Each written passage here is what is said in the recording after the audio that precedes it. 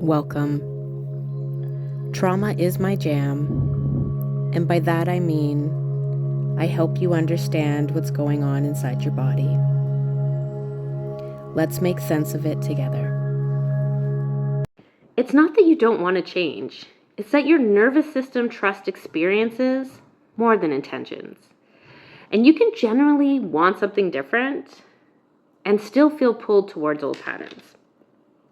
One of the biggest misunderstandings around healing is believing that change is just about willpower.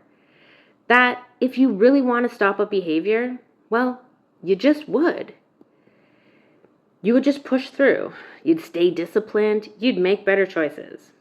And honestly, that belief creates so much shame because many people genuinely do want to change and they're trying really hard. And yet, their nervous system keeps pulling them back towards the same behaviors. And this is where understanding the nervous system changes everything. Your nervous system learns through experience, not intention. The survival system of the brain does not primarily ask, is this healthy long term? It asks, what has helped me before change how I'm feeling right now? So if something has repeatedly helped your nervous system experience relief, comfort, slowing down, stopping that mental loop, helping you escape difficult emotions, giving you that numbness you needed, brought some predictability or connection or regulation, your brain remembers that as a solution for when it's under stress. The nervous system tends to return to what experience taught it works. And this is why insight alone isn't enough. You can logically know that something isn't happening you and that it's hurting you and that it's something that you no longer want to do because it's not serving you, and yet still feel pulled towards it. Because the survival brain learns through repetition, experience, relief, and regulation, not logic. In fact, your survival part of your brain doesn't understand logic, and the thinking logic side of your brain actually begins to shut down when you're activated or dysregulated. So for me personally, one of the biggest things I have had to become more aware of in my life was my relationship with marijuana. And not from a place of shame, but from a place of curiosity. Now listen, marijuana for me for years was a way that I helped regulate my nervous system. Because I gotta tell you, aside from the trauma that I've experienced, I am a highly sensitive, intuitive, empathic person.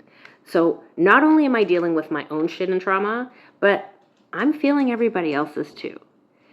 And I gotta tell you, I spent a lot of my life feeling really uncomfortable in my body.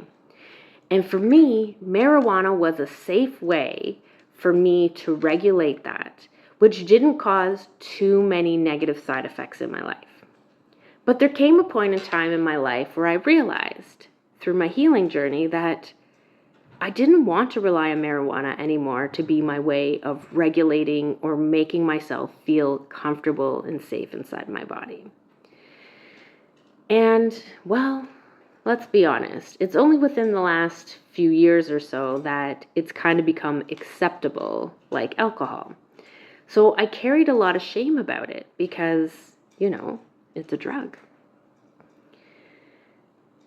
But it wasn't until I started to pay close attention and realize that I wasn't just using it randomly, that I was using it for certain nervous system states when the urge became stronger. Usually for me, this was when I was feeling overwhelmed, overstimulated, emotionally exhausted.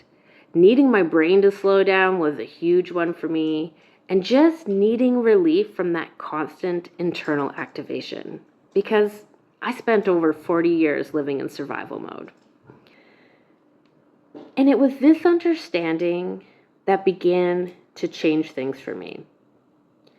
Because it changed the question for me from how do I stop doing this to what is my nervous system trying to receive from this? And well, that was a very different conversation. Because the behavior itself is often not the actual issue. The nervous system's need underneath it was the driving factor. And once I understood what the nervous system was trying to access, I began to explore new ways to create those experiences without the need of relying on marijuana to do so. So I'm going to share with you an exercise that really helped me begin to understand and explore my own nervous system and my relationship with marijuana more deeply. I call it pause and ask. And the first step, well, you guessed it, is pause. Because many of our nervous system responses become automatic. The alarm gets activated, and the body immediately moves towards the thing it learned to create relief, safety, comfort, slowing down, escape, regulation, whatever it is in the moment that nervous system is seeking. And often the whole process happens as quick as the snap of a finger. It's incredibly fast. And again, your thinking brain is not being activated during that time. So what we're doing with the pause is we are interrupting that automatic cycle. I'm activated, the alarms go off, I get the urge to seek the comfort I need, and I reach for the behavior or substance. And when we can pause in between the urge and the reaching for the behavior or the substance, we start beginning to create a little bit of space. And then comes the second part. Ask. Ask yourself gently. What is my nervous system looking for right now? Like, what is it seeking from this behavior? So maybe what are you feeling? What are you trying to avoid? What are you seeking relief from? What would using be helping you do in this moment? Because sometimes the nervous system is seeking relief. Sometimes it's looking to slow down. Sometimes it's just looking to feel a little less. But sometimes it's also seeking pleasure or connection or rest. Or in my case, a lot of the time, the ability to finally just exhale for a moment. And see, once we begin to understand what the nervous system is actually asking for, we can start building other experiences that help meet those needs. Because the goal here isn't to just remove behaviors, it's helping the nervous system experience regulation in new and healthy ways. Now listen, I'm going to tell you right now, this whole tool has nothing to do with the outcome of whether or not you use that substance or return to the behavior. Okay? We are not measuring success about whether or not the outcome was whether you used or you participated in that behavior. The way we measure success with this tool is just in the pause and asking itself. The moment that you pause and interrupt that cycle and allow a little bit of awareness in, you have successfully completed this tool. Now, the more you practice the tool, the less often you will follow through for that behavior and that substance. Because again, part of the process is learning different ways to give your nervous system what it's seeking in a more healthy way. So again, we are not measuring success here about whether or not you give in to that urge and craving. Success here is interrupting the cycle by pausing and awareness through asking. That in itself makes this tool successful. So remember, awareness creates choice, and choice is incredibly difficult to access when everything is happening automatically.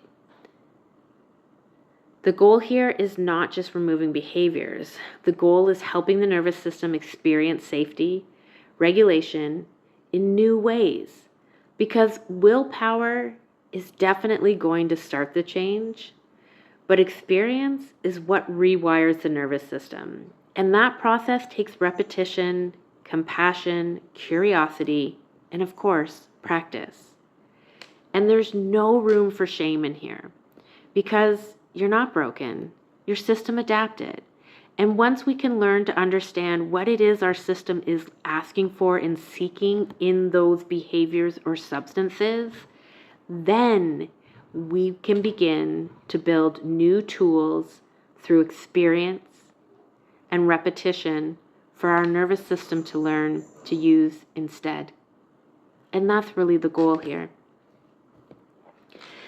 All right, my friends, if you find this content helpful to you, you're invited to subscribe, obviously, for more trauma-informed education. If you're wanting to learn more about trauma and how the nervous system works, you can explore programs through Insight Learning Institute. And if you are looking for some more personalized support in your journey, there is always the option to work with me one-on-one. My information is in my bio. As always, I thank you for being here, and I wish you a very blessed day.